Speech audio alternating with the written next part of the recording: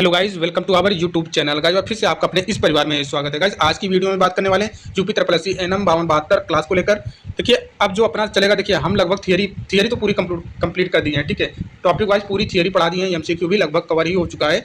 3 से 4 टॉपिक बचे हैं, वो भी हम कर देंगे जब। लेकिन एक चीज़ मैंने देखा कि जब हम एमसीक्यू ही करवा रहे हैं तो क्यों ना मैं प्रीवियस ईयर पेपर ही करवा दूँ पूरा 10 साल का। तो अब जो चलेगा आपका सेशन प्रीवियस ईयर पेपर, पिछले 10 सालों में भारत के सभी राज्यों में जो एनएम का परीक्षा हुआ है उन सभी के पेपर का सॉल्यूशन आपको हम करवाएंगे अब। ठीक है, और ये बहुत ही इंपॉर्टेंट वीडियो रहने वाली है। और ऑलरेडी आपको, ठीक है, देखिए ऑलरेडी आपको हमारे जो बुकें हैं लॉन्च हो चुकी हैं। ठीक है, यूथ कंपटीशन टाइम वाईसीटी। ठीक है, आप वाईसीटी गूगल पे सर्च कर लेना, YCT youth competition time NM book. आपको प्रीवियस ईयर के सारे बुक के किताबें मिल जाएंगी वहाँ पे। ठीक है, यूथ के थियरी की मिल जाएंगी, वन लाइनर की मिल जाएंगी, जो भी आपको पसंद आता है वो आप परचेज कर सकते हैं। ठीक है, वाईसीटी यूथ कंपटीशन टाइम का गूगल पे कर लेना। ठीक है, उसका लिंक भी हम कमेंट बॉक्स में पिन कर देंगे, वहाँ पे भी आप देख लेना। ठीक है, चलिए तो आज का जो सेशन आपका रहने वाला है, ठीक है, प्रीवियस ईयर पेपर ही पूरा रहेगा। ठीक है, आपको अच्छे तरीके से अब हर एक प्रश्न को उत्तर देना है पहले ही। ठीक है, पहला प्रश्न आपके सामने दिखाई दे रहा है कि गर्भाशय का समान भार कितना होता है। गर्भाशय का समान भार कितना होता है, जब मैं आपको थियरी पढ़ाया हूँ ना, आप जाके देख लेना। ठीक है, आप थियरी देख लेना, फीटस एंड प्लेसेंटा वाला भाग में होगा या तो कहीं और होगा। तो वहाँ पे मैंने पहले ही बता के रखा था कि कितना भार होता है, 60 ग्राम। मैंने बताया है 40 से लेकर 60 ग्राम होता है। ठीक है, तो यहाँ पे आपको 60 ग्राम उत्तर मानना है। और ये किस भर्ती पेपर में आया हुआ है, ये केरला पीएससी एनएम में 2012 में ये प्रश्न पूछा है, गर्भाशय का समान भार। ठीक है, अब प्रत्येक ऑप्शन का हम यहाँ पे व्याख्या करने वाले हैं। पहला ऑप्शन दिया है 20 ग्राम। ठीक है, अब देखिए 20 ग्राम क्यों नहीं है, तो यहाँ पे जानकारी दी गई है क्यों 20 ग्राम उत्तर नहीं है। यह गर्भाशय के शिशु अवस्था या फिर अत्यंत अविकसित अवस्था के लिए उपयुक्त वजन हो सकता है, परंतु एडल्ट महिला के लिए यह बहुत कम है। ठीक है, इसलिए ये नहीं होगा। ठीक है, 40 ग्राम यह भी समान एडल्ट महिला के गर्भाशय का वजन नहीं है, यह औसत से भी कम है, इसलिए 40 ग्राम भी हम नहीं माने हैं। ठीक है, करेक्ट उत्तर ऑप्शन नंबर सी सही उत्तर। एडल्ट महिला के गर्भाशय का समान भार लगभग 60 ग्राम होता है। इसकी लंबाई लगभग, ठीक है, लंबाई लगभग 7.5 से लेकर 8 सेंटीमीटर और चौड़ाई 3.5 सेंटीमीटर और मोटाई 2.5 से लेकर 3 सेंटीमीटर। इंपॉर्टेंट है। ठीक है, जब वजन पूछ लिया है तो भैया लंबाई भी पूछ सकता है, चौड़ाई भी पूछ सकता है, मोटाई भी पूछ सकता है, समान। ठीक है, गर्भाशय का, तो आपको ये भी चीज़ ध्यान में रखना होगा। ठीक है, 80 ग्राम क्यों नहीं हुआ सर? 80 ग्राम में क्या बात है, या गर्भावस्था के दौरान किसी कारणवश बढ़े हुए गर्भाशय का वजन हो सकता है, सामान्य नहीं है। ठीक है, चलिए नेक्स्ट प्रश्न अब आपके सामने है। नेक्स्ट प्रश्न आपको बताना है। ठीक है, नेक्स्ट प्रश्न पूछा जा रहा है कि निषेचन द्वारा उत्पादित कोशिका है। ठीक है, निषेचन द्वारा उत्पादित कोशिका कौन सा है? ठीक है, तो आपके पास ऑप्शन, और ये कहाँ पूछा गया है, ये भी केरला पीएससी एनएम 2022 में पूछा गया है। ठीक है, बहुत ही आसान प्रश्न है, जाइगोट होगा। ठीक है, जाइगोट होगा, ये युग्मक नहीं होगा। ठीक है, गैमेट नहीं होगा, ना तो एम्ब्रियो होगा, ना तो फीटस होगा। ठीक है, क्यों नहीं होगा आगे व्याख्या में आपको बताया गया है। ठीक है, ये देखिए गैमेट ये नर और मादा यौन कोशिकाएं होती हैं, शुक्राणु और अंडाणु जो निषेचन से पहले मौजूद होती हैं। ठीक है, इसलिए ये गैमेट नहीं हुआ। और एम्ब्रियो क्या है, यह जाइगोट के विभाजन और वृद्धि के बाद बनने वाली अवस्था है, जब वह गर्भाशय की दीवार में आरोपित हो जाता है। ठीक है, इसलिए ये भी नहीं हुआ। ठीक है, चलिए नेक्स्ट प्रश्न, नेक्स्ट ऑप्शन में फीटस दिया था। जब गर्भावस्था 8 सप्ताह के बाद परिपक्व होता है तब उसे फीटस कहा जाता है। ध्यान देना, 8 सप्ताह के बाद को फीटस कहा जाता है। ठीक है, जो आपका करेक्ट उत्तर है ऑप्शन नंबर डी करेक्ट है। ठीक है, निषेचन की प्रक्रिया में शुक्राणु और अंडाणु के मिलने से जो एकल कोशिका बनती है उसे जाइगोट कहते हैं। यही कोशिका विभाजित होकर भ्रूण का निर्माण करता है। ठीक है, चलिए अब नेक्स्ट प्रश्न हम देखेंगे। ठीक है, नेक्स्ट प्रश्न आपके सामने है। ठीक है, ऑप्शन नंबर, यहाँ पे आपके ऑप्शंस भी दिखाई दे रहे हैं। चलिए हम ऑप्शंस दिखाई दे रहे हैं। यहाँ पे पूछा है क्या सर, देखिए यहाँ पे पूछा है कि यहाँ पूछा गया है कि समान महिला की पेल्विस की विशेषता क्या है। ठीक है, विशेषता क्या है, इन ऑप्शंस में से आपको बताना है। ठीक है, ये पहला ऑप्शन पूछा जा रहा है कि जो ट्रांसवर्सल डायामीटर है ये इक्वल या तो अधिक होता है किसके, एपी डायामीटर के। ठीक है, ये चीज़ बोला गया, तो ये तो बात तो सही है। ठीक है, ये भी केरला पीएससी एनएम 2023 में प्रश्न है। ठीक है, और यहाँ पे दूसरा ऑप्शन दिया है कि अच्छी तरह से घुमावदार और त्रिकास्थी होता है, ये भी बात सही है। ठीक है, और पायदान चौड़ा गोलाकार, ये भी, तो इसका करेक्ट उत्तर हो जाएगा उपरोक्त सभी। ठीक है, ऑप्शन नंबर डी इसका करेक्ट है। बाकी व्याख्या में चीज़ें और भी क्लियर होंगी, यहाँ पे आप देख सकते हैं। व्याख्या में भी बोला गया है क्या सर, व्याख्या में बोला गया है कि महिला, ठीक है, समान महिला की पेल्विस ट्रांसवर्सल डायमीटर आमतौर पर जो आपका एपी डायमीटर होता है इसके बराबर या फिर थोड़ा अधिक होता है, इससे बच्चा आसानी से बाहर आ सकता है। क्लियर, ऑप्शन नंबर बी में बोला जा रहा है कि, ऑप्शन नंबर बी आप देख सकते हो, यहाँ पे ऑप्शन नंबर सी देख सकते हो। ठीक है, ये आप पढ़ लेना। ठीक है, व्याख्या अच्छे से। नेक्स्ट प्रश्न हम देखेंगे। पूछा जा रहा है इस प्रश्न में कि anterior part of the vulva, ठीक है, जिसकी लंबाई 2.5 सेंटीमीटर है। ठीक है, और ये कैसा है, स्मॉल सिलेंडर, मतलब बेलनाकार है, छोटा बेलनाकार है। तो अब आपको हम जब हम थियरी पढ़ा रहे थे वहाँ पे बताए थे कि 2 सेंटीमीटर लंबा क्या होता है। ये अब आपके पास ऑप्शन है। ठीक है, यहाँ पे आप देख लेना, ऑप्शन सब मैच करना। ठीक है, ये ऑप्शन दिखाई दे रहे हैं। ठीक है, अब बताइए करेक्ट उत्तर क्या होगा इनमें से, ठीक है। ये भी पूछा गया है केरला PSC एनएम 2023 में, तो इसका करेक्ट उत्तर क्या हो जाएगा, वेस्टिब्यूल होता है क्या, लेकिन ये देखिए छोटा तो होता है, ठीक है, स्मॉल तो होता है, लेकिन ये क्या नहीं है, interior part of the vulva नहीं है, ठीक है, इसलिए ये गलत हो जाएगा। क्राइटोरी, हाँ ये आपका करेक्ट हो जाएगा, क्राइटोरिस ये करेक्ट हो जाएगा, ठीक है। ये interior part of the vulva, ठीक है, और उसके बाद ये लंबाई इसकी भी 2.5 सेंटीमीटर होता है, ठीक है, बेलनाकार, जो प्रश्न में पूछा गया है। बिल्कुल आपका ऑप्शन नंबर भी करेक्ट है। बाकी लिविया माइनोरा, लिविया मेजोरा ये चीज़ है नहीं, मैं थियरी में अच्छे से पढ़ा के रखा हूँ, ठीक है, इसके बारे में। अब देखिए वेस्टिब्यूल वह क्षेत्र होता है जिसमें मूत्र मार्ग और यौन छिद्र स्थित होते हैं। ये छोटा क्षेत्र है, पर वो जो मैंने बताया ना, ये स्तंभन अंग नहीं है। उसी प्रकार भी सही उत्तर क्लाइटोरिस एक छोटा बेलनाकार स्तंभन अंग है जिसकी लंबाई, ठीक है, हिंदी में लिखा है, ऊपर इंग्लिश में था, आप समझ आना, जिसकी लंबाई 2.5 सेंटीमीटर होती है। यह वल्वा के सबसे अग्रिम भाग में स्थित होता है और इसे फीमेल पेनिस भी कहा जाता है क्योंकि इसमें स्तंभन क्षमता होती है, ठीक है। लिविया माइनोरा क्यों नहीं होगा सर, लिविया माइनोरा के बारे में बताया गया। लिविया माइनोरा छोटे पतले त्वचा की तय होती हैं जो वल्वा के अंदर स्थित होती हैं, पर यह स्तंभन अंग नहीं है, ठीक है, स्तंभन अंग नहीं है। लिविया माइनोरा ये भी मेजोरा बड़ी त्वचा की तय होती हैं जो योनि को बाहर से ढकती हैं, ठीक है। इन सब के बारे में आप देख लेना। नेक्स्ट प्रश्न आपके सामने दिखाई दे रहा है और ये पूछा कहाँ गया सर, केरला PSC एनएम में पूछा गया है 2023 में, ठीक है। पूछा जा रहा है कि आंतरिक स्तन धमनी की शाखाएं आपूर्ति करती हैं, जो आंतरिक इंटरनल मेमोरी आर्टरी रहती हैं, ठीक है, ये सप्लाईज करती हैं क्या। देखिए यहाँ पे branches of internal mammary artery supplies, ठीक है, तो क्या करती हैं ये, breast, option number C correct है, ठीक है। बाकी गर्भाशय तो है नहीं, ओवरीज तो है नहीं, ठीक है, इसलिए आपका ये करेक्ट हो जाएगा ऑप्शन नंबर सी, ठीक है। चलिए व्याख्या में हम और भी चीज़ें यहाँ पे क्लियर करेंगे, ये व्याख्या पढ़ लेना, ठीक है। गर्भाशय के मुक्त यूट्राइन आर्टरी रक्त आपूर्ति करती है, ठीक है, क्या करती है, गर्भाशय को मुख्य रूप से यूट्राइन आर्टरी जो होती है ये रक्त आपूर्ति करती है, ना कि इंटरनल मेमोरी आर्टरी, ठीक है, इसलिए ऑप्शन नंबर ए गलत था। अब देखिए अंडाशय को ओवरियन आर्टरी से रक्त मिलता है, अंडाशय को कहाँ से रक्त मिलता है, ओवरियन आर्टरी से रक्त मिलता है जो एब्डोमिनल अरोटा से निकलती है, ठीक है, इसलिए बी भी करेक्ट नहीं है और सी आपका राइट उत्तर है। इंटरनल मेमोरी आर्टरी या फिर आप बोल सकते हो इंटरनल थोरसिक आर्टरी की शाखाएं स्तनों को रक्त आपूर्ति करती हैं, ये आर्टरी, ठीक है, एस निकलती हैं और छाती के अंदरूनी दीवार के साथ नीचे की ओर जाती हैं, ठीक है। चलिए नेक्स्ट, अब देखिए फैलोपियन ट्यूब के बारे में जान ही रहे हैं, यहाँ पे कुछ बताने की जरूरत ही नहीं है। नेक्स्ट प्रश्न आपके सामने दिखाई दे रहा है, ठीक है, नेक्स्ट प्रश्न पूछा जा रहा है क्या, ठीक है, ऑप्शन आप देख लेना, ठीक है, और पहले प्रश्न देखिए, प्रश्न ढंग से देखिए। अंडाशय का मुख्य कार्य कौन सा है, ठीक है, ओवरीज का कार्य पूछा है और ये राजस्थान एनएचएम एएनएम के 2016 में पूछा गया है। तो इसका मुख्य कार्य क्या होगा सर, ओव्यूलेशन करना, ठीक है, अंडोत्सर्जन, ऑप्शन नंबर ए करेक्ट है, ठीक है। व्याख्या आप देख सकते हो, यहाँ पे व्याख्या भी है, ऑप्शन नंबर 1 करेक्ट है। हर देखिए अंडाशय हर मासिक धर्म चक्र में एक अंडाणु का निर्माण करता है और उसे ओव्यूलेशन द्वारा बाहर निकालता है, यही इसका मुख्य कार्य है, ठीक है। अब देखिए भ्रूण का पोषण प्लेसेंटा के माध्यम से होता है ना कि अंडाशय द्वारा, भ्रूण का पोषण प्लेसेंटा के माध्यम से होता है ना कि अंडाशय के द्वारा। देखिए इम्प्लांट की प्रक्रिया गर्भाशय में होती है जहाँ जाइगोट जाकर भ्रूण में बदलता है, क्लियर। अब देखिए शिशु का जन्म, ऑप्शन नंबर डी के बारे में बताया, शिशु का जन्म गर्भाशय और नाल के माध्यम से होता है, इसमें अंडाशय की कोई भूमिका नहीं होती है, ठीक है। नेक्स्ट प्रश्न आपके सामने दिखाई दे रहा है, चलिए नेक्स्ट प्रश्न का उत्तर बनाना है। पूछा जा रहा है क्या, ठीक है, प्लेसेंटा पृथक्करण के संकेत निम्नलिखित हैं सिवाय एक को, ठीक है, सिवाय एक को प्लेसेंटा पृथक्करण के संकेत हैं निम्नलिखित में से हैं, बताइए सिवाय एक को छोड़कर।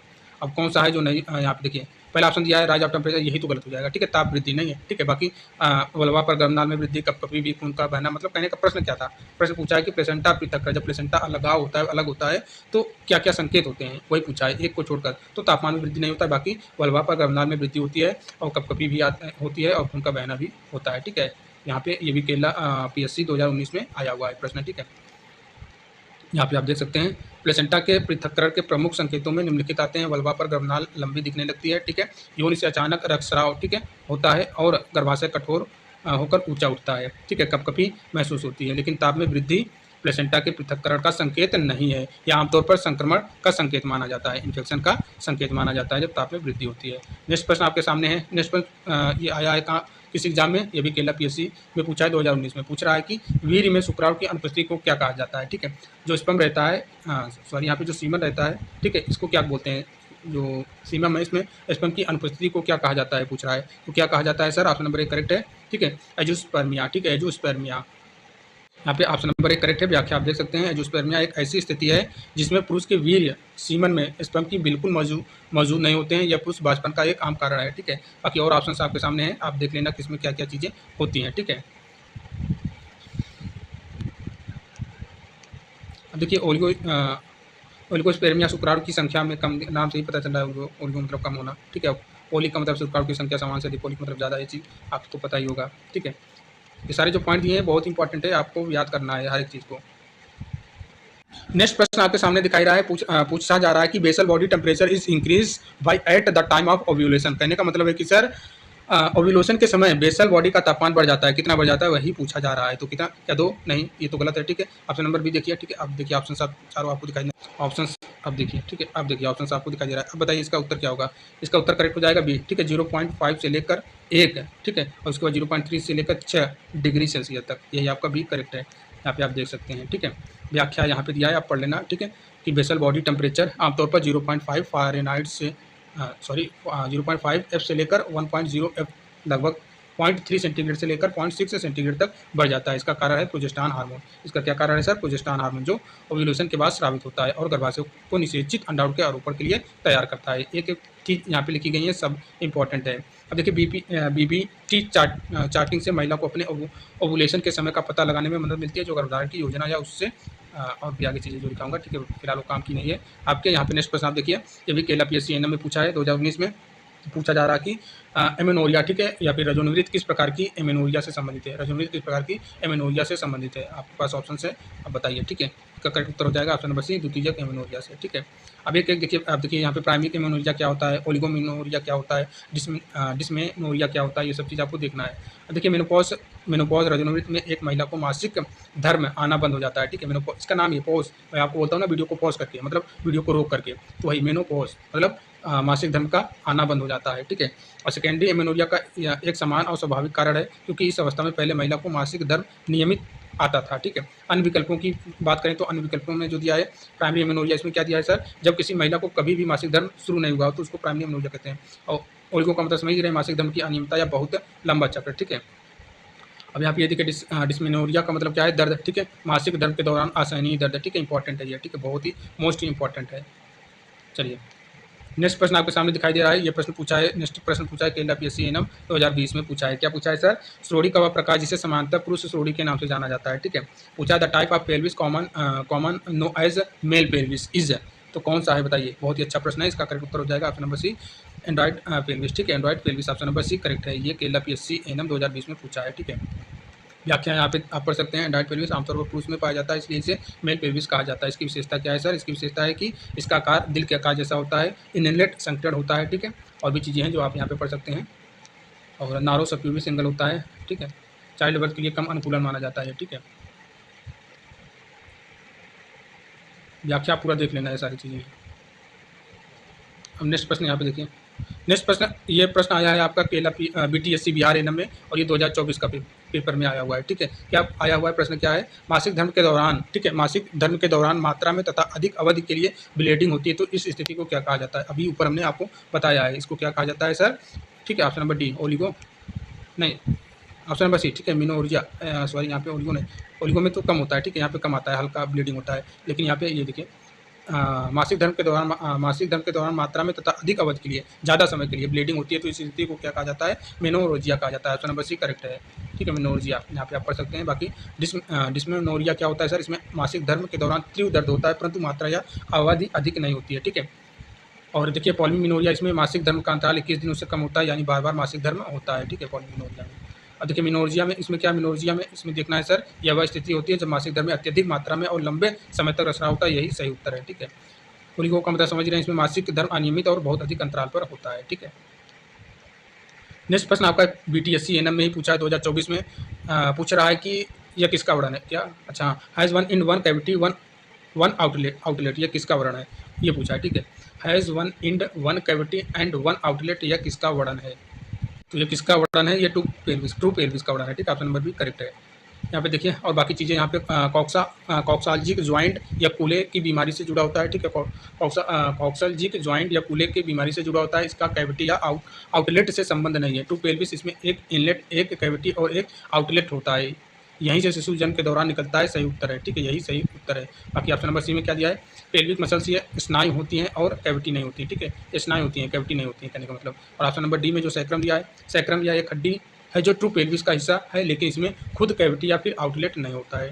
ठीक है, अब देखिए इसकी पीडीएफ आपको लेना है तो भैया फ़ी ही आपको देना पड़ेगा, 200 रुपये मात्र फ़ी है, ठीक है। 200 रुपये मात्र फ़ी है, 200 रुपये फ़ी से आप जितने भी सारे क्लास होती हैं, ठीक है, उन सबका पीडीएफ आप प्राप्त कर सकते हो, ठीक है। चाहे वो थियरी वाली क्लास हो, चाहे एमसीक्यू की क्लास हो, चाहे जो भी क्लासें होती हैं, टेस्ट भी आपको 200 रुपये में मिल जाता है, ठीक है। इस चीज़ को आपको ध्यान में रखना पड़ेगा। चलिए नेक्स्ट प्रश्न आप बताइए। नेक्स्ट प्रश्न बीटीएससी एएनएम में ही पूछा है 2024 में, ठीक है। शिफ्ट यहाँ पे डेट लिखा है, ठीक है, डेट आप देख लेना। पूछ रहा है कि is a fibromuscular membranous covering that connect the uterine cavity to the external part of the vulva. यह क्या है, ठीक है भैया, ये क्या है, external part of the vulva, ठीक है। Covering that connect the uterine cavity, तो क्या है भैया, वजाइना ही तो है। ऑप्शन नंबर 1 करेक्ट है, ठीक है। का उत्तर ऑप्शन नंबर 1 करेक्ट है, वजाइना। यह फाइब्रोमस्कुलर ट्यूब है जो गर्भाशय को बाहरी जनांग से जोड़ती है। व्याख्या आप देख लेना, वजाइना क्या है, यह फाइब्रोमस्कुलर ट्यूब है जो गर्भाशय को बाहरी जनांग से जोड़ती है, सही उत्तर है। बाकी लीबिया मिनोरा, लीबिया में यह छोटे भगोष्ठ होते हैं, गर्भाशय से जुड़ाव नहीं होता है, ठीक है, गर्भाशय से जुड़ा नहीं रहता है। देखिए क्लिटोरिस, ये बारे हम आपको बता चुके हैं, संवेदनशील अंग है। योनि या फिर गर्भाशय से कोई सीधा संबंध नहीं है इसका भी। लीबिया मेजोरा, ये भी त्वचा और वसा की तय होती है, केवल बाहर रचना होती है, ठीक है।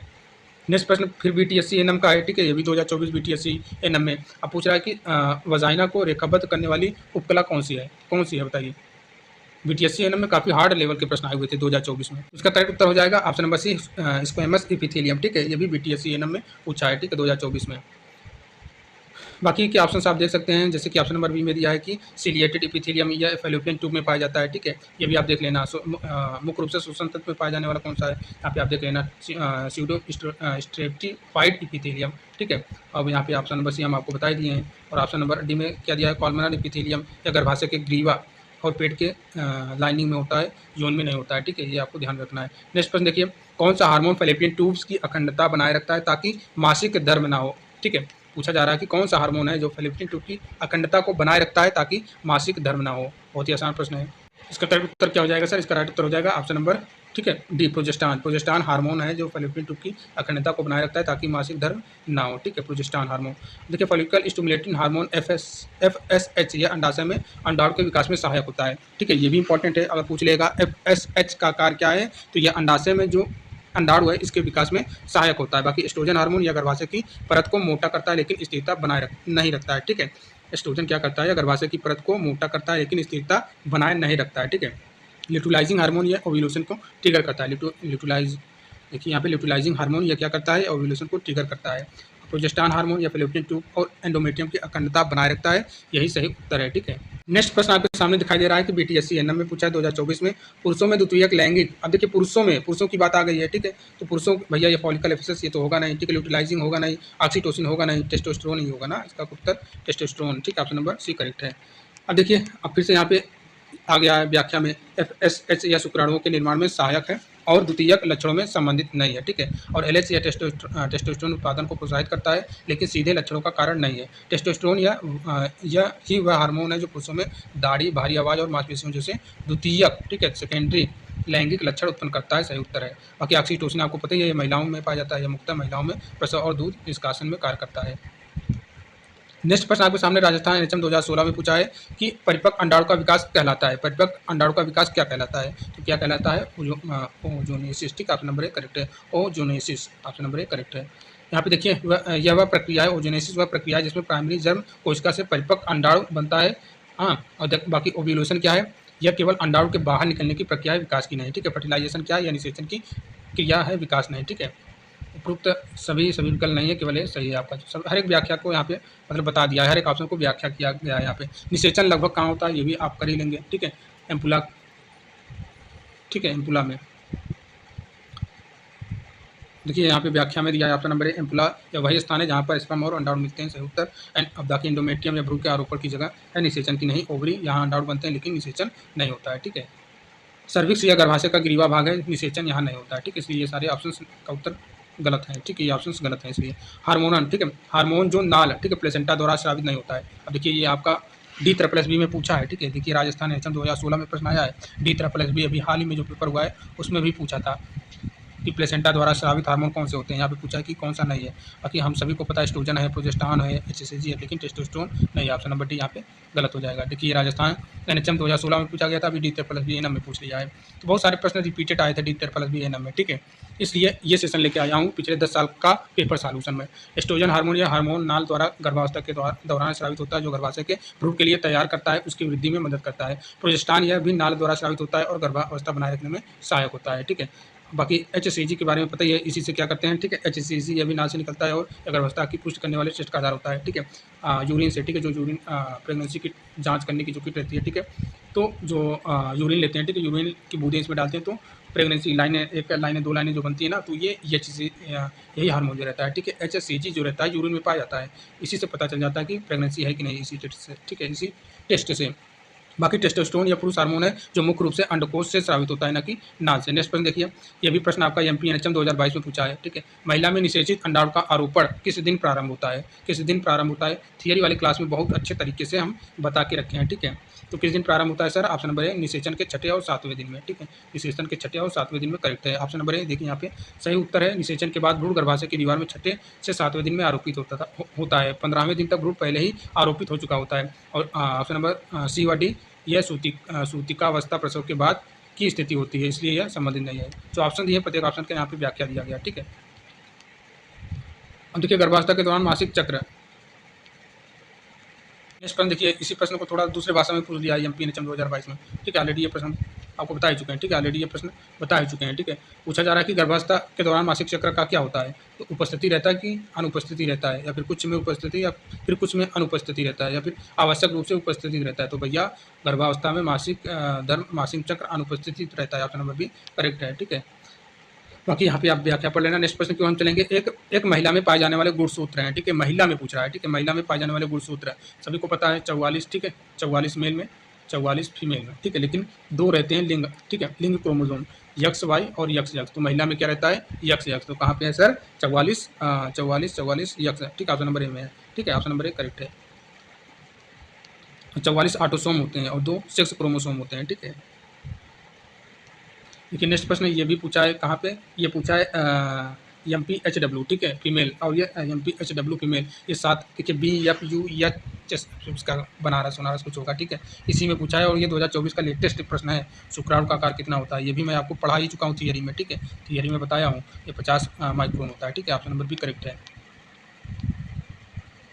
यहाँ पे देखिए व्याख्या दिया है, सही एक परिपक्व शुक्राणु का औसत आकार लगभग 50 से 60 माइक्रोन होता है, ठीक है। नेक्स्ट प्रश्न है कि मेनोर्जिया में निम्नलिखित में से किसकी जांच नहीं की जाती है, ठीक है। किसकी जांच नहीं की जाती है ये पूछा है।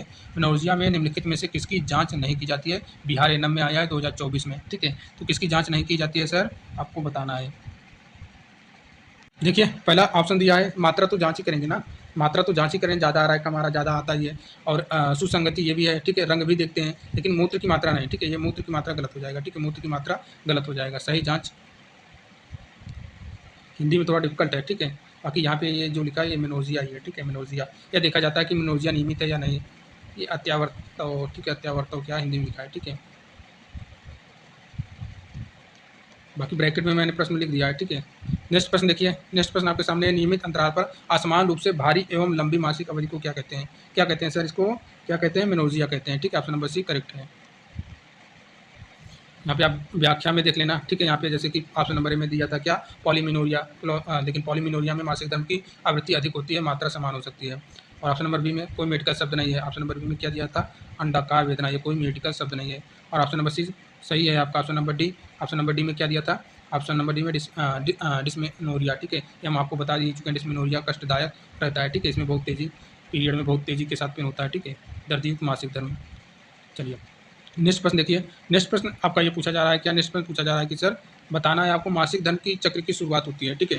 तो मासिक धर्म चक्र की शुरुआत होती है, उसको क्या बोलते हैं, ठीक है। ये पूछ रहा है, तो मेनार, ठीक है। ऑप्शन नंबर बी करेक्ट है, मेनार। बाकी मेनोपॉज मतलब जब बंद हो जाता है तो 45 से लेकर 50 महिलाओं में 45 से 50 की उम्र में मासिक धर्म बंद होता है, ठीक है। तो उसी को मेनोपॉज कहते हैं। और मेनार के मतलब 12 से लेकर 14 साल में महिलाओं में स्टार्ट हो जाता है, उसी को हम क्या कहते हैं? मेनार कहते हैं, ठीक है। या फिर मेनार या फिर मेनार के आप कुछ भी पढ़ सकते हो, ठीक है। मेनार आप पढ़ लेना, ठीक है। देखिए यहाँ पे दिया गया है, मेनोरॉजिया एक ऐसी स्थिति है जिसमें मासिक धर्म के दौरान अत्यधिक रक्तस्राव होता है। मेनार की अवस्था होती है जब किसी युवती को पहली बार मासिक धर्म होता है। यह यौवना आरंभ की निशानी है और मासिक धर्म चक्र की शुरुआत को दर्शाता है। सही उत्तर है, ठीक है। बाकी मेनोपॉज यह अवस्था है जब महिला, ठीक है, जब महिला मासिक धर्म आना बंद हो जाता है, सामान्यतः 45 से 50 की वर्ष की उम्र में होता है। बाकी मेट्रोजिया या मासिक धर्म चक्र के बीच असमान रक्तस्राव को दर्शाता है जो अनियमित होता है, ठीक है। नेक्स्ट प्रश्न आपके सामने दिखाई दे रहा है। नेक्स्ट प्रश्न पूछा जा रहा है, ये भी पूछा है कहाँ पे, ये भी एमपी एनएम में आया हुआ है 2017 में। पूछ रहा है कि ट्यूब के एम्पुला भाग में एक शुक्राणु का अंडाणु से मिलन जिस प्रक्रिया में होता है उसे क्या कहते हैं? फर्टिलाइजेशन कहते हैं। बहुत ही आसान प्रश्न है, ठीक है। ऑप्शन नंबर सी करेक्ट है, ठीक है। ऑप्शन नंबर सी करेक्ट है। अब यहाँ पे ओजोनेसिस या मादा जनन कोशिकाओं के निर्माण की प्रक्रिया है, ठीक है, परिपक्व होता है, ठीक है। जब ओवम तो वही बात हो रहा है, मादा जनन में कोशिकाओं अंडाणुओं के निर्माण की प्रक्रिया है। बाकी स्पर्मेटोजेनेसिस या नर जनन कोशिकाओं के निर्माण की प्रक्रिया है, ठीक है। फर्टिलाइजेशन आपको पता ही है, फर्टिलाइजेशन क्या होता है, ठीक है। कंसेप्शन देख लीजिए, कंसेप्शन यह प्रक्रिया जिसमें निषेचित अंडा गर्भाशय में स्थापित होकर गर्भावस्था की शुरुआत करता है, ठीक है। नेक्स्ट प्रश्न आपके बिहार एनएम में है कि निम्न से कौन सी आगुड़ती कोशिका है, ठीक है। निम्न से कौन सी आगुड़ती कोशिका है जो शुक्राणु कोशिका के अर्धगुणसूत्र से उत्पन्न होकर शुक्राणु में परिपक्व होता है? तो बताइए, इसका करेक्ट उत्तर हो जाएगा ऑप्शन नंबर बी, ठीक है, स्पर्मेटिड, ठीक है, स्पर्मेटिड। बाकी एक्रोसोम क्या होता है? शुक्राणु के सिर के भाग में, ठीक है, जो स्पर्म रहता है, ठीक है, स्पर्म के सिर के भाग में पाया जाता है एक्रोसोम, ये पता ही है, थियरी वाली क्लास में हम अच्छे से बताए हैं। बाकी स्पर्मेटिड यह एक आगुड़ती कोशिका है जो मिसोसिस के बाद बनती है और परिपक्व होकर शुक्राणु बनती है। सही उत्तर है। बाकी स्पर्मेटोगोनिया या प्रारंभिक द्विगुणित कोशिका होती है जो मिसोसिस की प्रक्रिया करती है, ठीक है। बाकी स्पर्मेटोजोआ ये पूरी तरह से विकसित परिपक्व शुक्राणु होते हैं, ठीक है। स्पर्मेटोजोआ ये पूरी तरह से परिपक्व विकसित परिपक्व शुक्राणु होते हैं। अब देखिए नेक्स्ट प्रश्न बीटीएससी बिहार एनएम में ये भी आया हुआ है। पूछा रहा है कि रजोनिवृत्त का एक समान लक्षण जिसमें प्रबंध की आवश्यकता हो सकती है, ठीक है, प्रबंध की आवश्यकता हो सकती है सर हॉट फ्लैशेस में, ठीक है, हॉट फ्लैशेस में। अब क्या है ये हॉट फ्लैशेस, व्याख्या में आपको पता चलेगा। बाकी ऑप्शन नंबर ए में क्या दिया है सर? ऑप्शन नंबर ए में दिया है गर्भवती मधुमेह, ठीक है। ऑप्शन नंबर ए गर्भवती मधुमेह दिया है। तो गर्भवती मधुमेह गर्भावस्था के दौरान होने वाला मधुमेह है, ठीक है, मेनोपॉज से संबंधित नहीं है। और कैंसर मेनोपॉज का समान लक्षण नहीं है बल्कि जटिल स्थिति है। और आपका मेनोरॉजिया, इसके बारे में हम आपको बता ही चुके हैं, अत्यधिक मासिक रक्तस्राव है जो मेनोपॉज से पहले हो सकता है। हॉट फ्लैशेस यह रजोनिवृत्त का सबसे समान लक्षण है जिससे अचानक गर्मी लगना, पसीना आना, बेचैनी आदि होना, ठीक है, यही उत्तर सही है। नेक्स्ट प्रश्न बिहार एनएम का ही है। ये भी पूछ रहा है क्या कि विसरण के पास एक स्थित कुंडलित नलिका जहाँ शुक्राणु परिपक्व होते हैं और थोड़े समय के लिए संग्रहित रहते हैं, उसका नाम पूछा है, बताइए क्या नाम है? इसका उत्तर हो जाएगा ऑप्शन नंबर डी, ठीक है, ऑप्शन नंबर डी, ठीक है, ऑप्शन नंबर डी करेक्ट है, एपिडिमिस, ठीक है, एपिडिमिस। बाकी वाज डिफेंस यह नली होती है जो एपिडिमिस से शुक्राणु को बाहर ले जाती है, ठीक है। सेक्रेटम के बारे में हम आपको बता ही चुके हैं, ये तैलीनुमा संरचना होती है जिसमें विसरण स्थित होता है, ठीक है। बाकी ये सारी चीज़ें आप पढ़ लेना। नेक्स्ट प्रश्न आपको देखना है, ठीक है। नेक्स्ट प्रश्न आपके पास ऑप्शन हैं, ठीक है। गर्भाशय की आंतरिक परत को क्या कहा जाता है? बहुत ही आसान प्रश्न है, एंडोमेट्रियम, ठीक है। ये केरला पीएससी में पूछा है 2024 में, ठीक है। मायोमेट्रियम क्या है? यह गर्भाशय की मध्य परत होती है जो मांसपेशियों से बनी होती है और प्रसव के समय संकुचन उत्पन्न करती है। बाकी पेरीमेट्रियम या गर्भाशय की सबसे बाहरी परत होती है जो सिरोसा कहलाती है। एंडोमेट्रियम या गर्भाशय की सबसे अंदरूनी परत होती है जहाँ भ्रूण का आरोपण होता है और मासिक धर्म के समय यही परत झड़ती है। बाकी एपीमीट्रियम यह एक भ्रमित करने वाला विकल्प है, या कोई विशेष परत नहीं है। सही शब्द पेरीमेट्रियम होता है, ठीक है। ये ऐसे कंफ्यूज करने वाले ऑप्शन दिए हैं, ठीक है, वो भी व्याख्या कर दिया गया है, यहाँ पे बता दिया गया, आपको कंफ्यूज नहीं होना, ठीक है। फैलोपियन ट्यूब का मुख्य कार्य क्या है? फैलोपियन ट्यूब का मुख्य कार्य क्या है सर? तो वह और स्तन का निषेचन स्थल प्रदान करना। ऑप्शन नंबर सी, ये भी केरला पीएससी एनएम में पब्लिक हेल्थ नर्सिंग में पूछा है 2024 में, ठीक है। देखिए फैलोपियन ट्यूब ओवम को स्टोर नहीं करती है, ओवरी से ओवम को ग्रहण करती है, ओवम को ग्रंथियों तक नहीं बल्कि यूट्रस तक। बाकी ये ऑप्शन का व्याख्या है, ठीक है, आप पीडीएफ लेके पढ़ना, अच्छे से समझ में आएगा आपको, ठीक है। यहाँ पे देखिए फर्टिलाइज ओवम इज इम्प्लांट इन, ठीक है, निषेचित अंडाणु आरोपित होता है फैलोपियन ट्यूब में होता है। ऑप्शन निषेचित अंडाणु कहाँ पे इम्प्लांट होता है? ठीक है, एंडोमेट्रियम में होता है, ठीक है, endometrium, option number C correct है। नेक्स्ट ये भी Kerala PSC public health nurse grade second में पूछा है 2024 में ही, ठीक है। यहाँ पे व्याख्या का दिया गया है, ठीक है। देखिए पूछ रहा है कि मिनाचे का अर्थ क्या है? मिनार्के का क्या है, ठीक है, मिनार्के क्या है? मतलब मासिक धर्म के दौरान दर्द या फिर मासिक धर्म के दौरान लंबे समय तक रखरखाव या फिर पहले मासिक धर्म की शुरुआत। ऑप्शन नंबर डी करेक्ट है, ठीक है। Kerala PSC public health nursing 2023 में पूछा है ये प्रश्न, व्याख्या आप पढ़ लेना, ठीक है। अब यहाँ पे ये चीज़ इंपॉर्टेंट है, मासिक धर्म में दर्द को क्या कहते हैं, ठीक है, मेनोपॉज क्या होता है, ठीक है, ये चीज़ बहुत ही इंपॉर्टेंट है। लंबे समय तक मासिक रक्तस्राव को क्या कहते हैं? मेनार्चे वह स्थिति होती है जब किसी लड़की को जीवन में पहली बार मासिक धर्म होता है या यौवन की शुरुआत का संकेत होता है और महिला की प्रजनन क्षमता शुरू होने का पहला चरण है, ठीक है। स्तनों का स्तनपान के लिए तैयार करने वाला हार्मोन कौन सा है? बहुत ही अच्छा प्रश्न है। ठीक है, कौन सा है भैया? प्रोलैक्टिन, दूध का निर्माण। ठीक है, prolactin option number B correct है।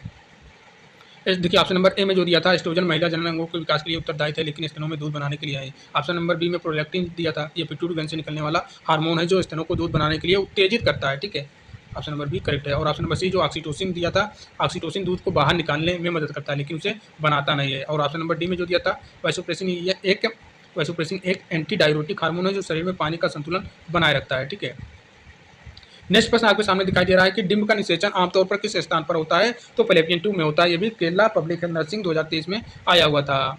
ऑप्शन नंबर ए में दिया है योनि। ठीक है, ऑप्शन नंबर ए में दिया है योनि। ठीक है, तो योनि निषेचन की जगह नहीं होती है, या केवल शुक्राणु प्रवेश करते हैं। ऑप्शन नंबर बी में दिया है अंडाशय। अंडाशय में अंडाणु बनता है लेकिन निषेचन वहां नहीं होता है। ऑप्शन नंबर सी में दिया है गर्भाशय। गर्भाशय में निषेचित अंडाणु आरोपित होता है, निषेचन नहीं होता है। ऑप्शन नंबर डी में दिया है फैलोपियन ट्यूब। तो फैलोपियन ट्यूब आपका करेक्ट उत्तर हो जाएगा। फैलोपियन ट्यूब के एम्पुला भाग में निषेचन होता है। नेक्स्ट प्रश्न आपके सामने है कि एक जोड़ी को गर्भधारण करने की क्षमता, ठीक है, क्या कहलाती है भैया? फर्टिलिटी कहलाती है। ठीक है, ये भी केरला पब्लिक हेल्थ नर्सिंग में पूछा है 2021 में। इनफर्टिलिटी का अर्थ है गर्भधारण करने में असमर्थता। इनफर्टिलिटी का अर्थ होता है गर्भधारण करने में असमर्थता। बाकी फर्टिलिटी का अर्थ हुआ कि जिसके माध्यम से, ठीक है, फर्टिलिटी वह क्षमता है जिसके माध्यम से स्त्री पुरुष संतान उत्पत्ति कर सकता है। बाकी सब फर्टिलिटी जो ऑप्शन में दिया है इसका अर्थ होता है कम क्षमता या बाधित गर्भधारण की स्थिति। ऑप्शन नंबर डी में दिया है कंसेप्शन गर्भधारण की प्रक्रिया या एक जोड़ी की क्षमता नहीं दर्शाती है। नेक्स्ट प्रश्न आपके सामने दिखाई दे रहा है कि प्रजनन तंत्र का वह कौन सा भाग है जहां निषेचन होता है? बहुत ही आसान प्रश्न, public health nursing Kerala PSC में पूछा है 2021 में। तो इसका उत्तर आप सभी को पता है, एम्पुला। बाकी ऑप्शन नंबर ए में दिया है गर्भाशय। तो गर्भाशय में वही चीज शायद रिपीटेड है। मासिक धर्म से पहले और बाद का एक सप्ताह माना जाता है। क्या माना जाता है सर? ये क्या माना जाता है? सुरक्षित अवधि माना जाता है। ठीक है, सुरक्षित अवधि माना जाता है। ठीक है, अब नेक्स्ट प्रश्न देखिए, गर्भाशय की मध्य परत का नाम क्या है? ठीक है, मध्य का मतलब myometrium. Option number B correct है। ठीक है, ये किस में पूछा है? ठीक है, ये भी Kerala PSC public health nursing 2018 में ये पूछा है। ठीक है, तो ये सारे प्रश्न आपको हम करवा दिए हैं। ठीक है, लगभग 50 प्रश्न के आसपास। बाकी इसकी क्लास की पीडीएफ आपको मिल जाएगी। ठीक है, ग्रुप में हम भेज देंगे। और बाकी जिन लोगों को क्लास, जितने भी थियरी की क्लास हुई हैं, जितनी एमसीक्यू की क्लास हुई हैं, ठीक है, सब कुछ आपको पीडीएफ मिलेगा। ठीक है, टेस्ट भी मिलेगा, पीडीएफ भी मिलेगा। मात्र 200 रुपये में आप ले सकते हैं। ठीक है, तो मिलते हैं नेक्स्ट वीडियो में, तब तक के लिए जय हिंद जय भारत। और वीडियो आपको अच्छी लगी होगी तो भैया अपने दोस्तों में भी शेयर कर दिया करिए, उनका भी भला हो जाए। ठीक है, और लाइक करके अपना फीडबैक जरूर दिया करें। मिलते हैं नेक्स्ट वीडियो में, तब तक के लिए जय हिंद जय भारत। मैंने लगभग 45 मिनट में आपको 50 से 60 प्रश्न